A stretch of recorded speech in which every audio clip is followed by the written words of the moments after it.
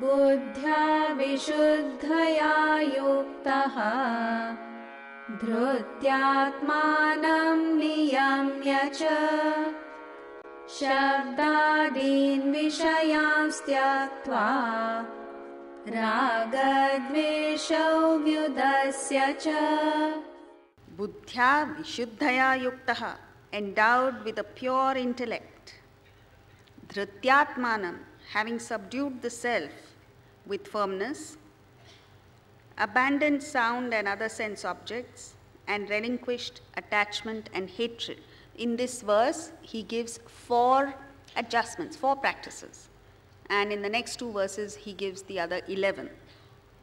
So, buddhya vishuddhaya yuktaha, vishuddha buddhi, pure intellect, razor sharp, precise, brilliant intellect. You and I, as human beings, have the advantage of the intellect. We have been blessed with the intellect because we have also been blessed with the choice of action. Now what happens is the choice is a given. You do it anyway. It's there from birth. But the intellect is not automatic. It needs to be developed. Any effort is something that we resist. So the effort to develop the intellect is not made by anybody. And therefore, all of us, all over the world, are making wrong choices with a poorly developed intellect. And that is what has led to the chaos in the world.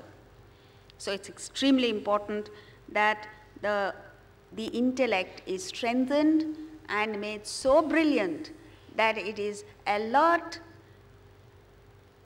to the vagaries of the mind. The moment the mind slips from the path by even one thought, the intellect is able to pull it back on course. That is Vishuddha Buddhi. But here we are, the mind goes astray for years together, you don't even realize it. And by the time you realize, it's too late to make amends. So therefore, this awareness needs to be developed. The need for developing the intellect, and this is the only thing that we need in our educational system. Instead, we are going to IGCSE and IB and this, that and the other, which will, nowhere does it speak of the intellect. Dhrityatmana. When you have a sharp intellect, naturally you control and guide the forces of the mind and the senses towards achieving your goal, your destination. First of all, it is the intellect that fixes the goal. Then the intellect organizes all your activities to achieve that goal.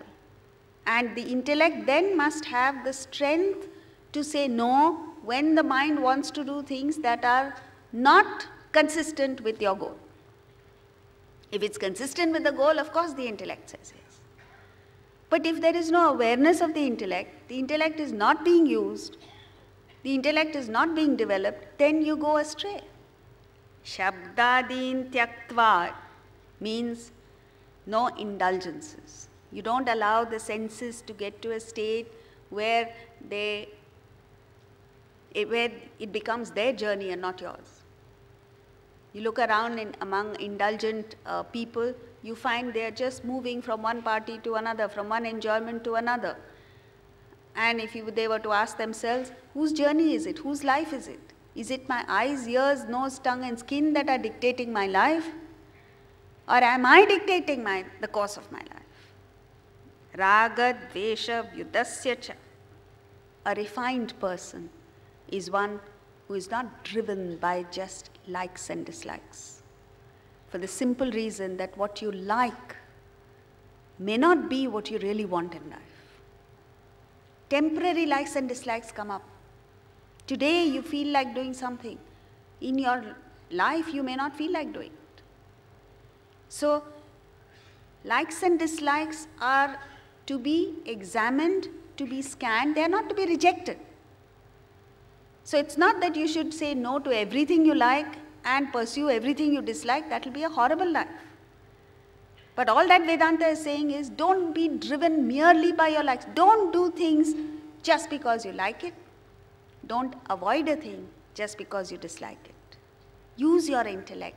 Think over it. And assess, is this in my interest? Is this what I really want? If so, by all means go ahead. If not, you must have the courage to stay away. So these are simple practices, but it is these simple practices that help in getting your personality on course. Thereafter, it's smooth sailing. Next verse.